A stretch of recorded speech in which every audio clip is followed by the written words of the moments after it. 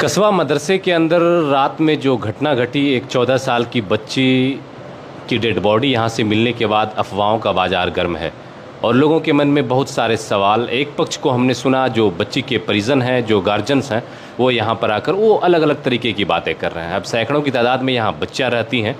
लोगों के जहन में सवाल कि हमने अपनी बच्ची को जब वहाँ पर रखा है तो आखिर ऐसा कैसे हो गया। बहुत सारे सवाल के जवाब हैं।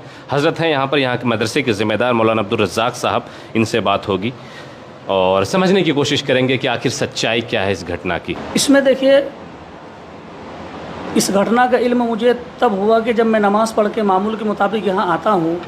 मैं आने ही वाला था कि यहाँ जो हमारी मुअल्लिमा है, जो रात को यहाँ रहती है, वो 3 है और बावर्ची भी 4 है जो अंदर परिसर में रहती है, और बाकी मर्द असातिज़ा तो यहाँ से चले जाते हैं। मुअल्लिमा की रूटीन ये होती है कि सुबह बच्चियों को 4 बजे बेदार करके नमाज़ वगैरह पढ़वा कर, हाथ मुँह धुलाकर उनको वर्जिश करवाती है। वर्जिश करवाने के बाद फिर बच्चियाँ क्लास में जाती है, फिर नाश्ता होता है।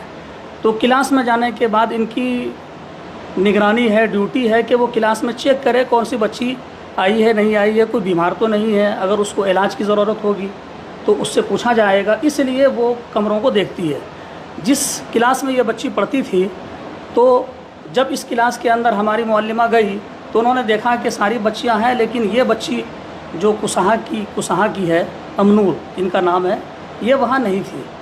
तो मुअल्लिमा को डाउट हुआ कहाँ है। उसने तलाश किया, तो तलाश करने के बाद जो रास्ता है मर्द असातिज़ा के जाने का, जो गैलरी है, तो वो बाहर से बंद रहता है, लेकिन वो उस दिन खुला था। तो उस्तादों को होता है, टीचर को, कि कोई बच्ची हो सकता है यहाँ भी आ जाती होगी। तो वो जब उसमें गई तो उसने देखा कि ये अमनूर बच्ची वहाँ जो ग्रिल है, उस ग्रिल के साथ जो रुपट्टा है उसमें वो लटकी हुई है। जब उसने देखा तो उसने यहाँ बताया दरबान वगैरह को, दरबान ने मुझे बताया। तो फिर हम लोग आए और मैंने सबसे पहले आने के बाद उनके जो गार्जियन है उनको फ़ोन किया कि आप यहाँ आ जाइए, ऐसा ऐसा घटना हुआ है। वो कुसहापुर के रहने वाले हैं, तो वहाँ से उनको आने में टाइम लगा। तो फिर मैंने मुनासिब समझा कि मेरे गांव के जो करीबी मुखिया साहब है, मैंने उनको बुलवाया। हमारे ज़िला परिषद यहाया सिद्दीकी साहब है, उनको बुलवाया। बबलू साहब दिग्गी के हैं मुखिया साहब, उनको, और मेरे गांव के हाजी मनीर साहब, मास्टर नईम साहब जो ज़िम्मेदार थे। मैंने कहा ऐसा हुआ है, वो आ जाए। आने के बाद उन लोगों ने वहाँ घटनास्थल को देखा कि यहाँ क्या हुआ है।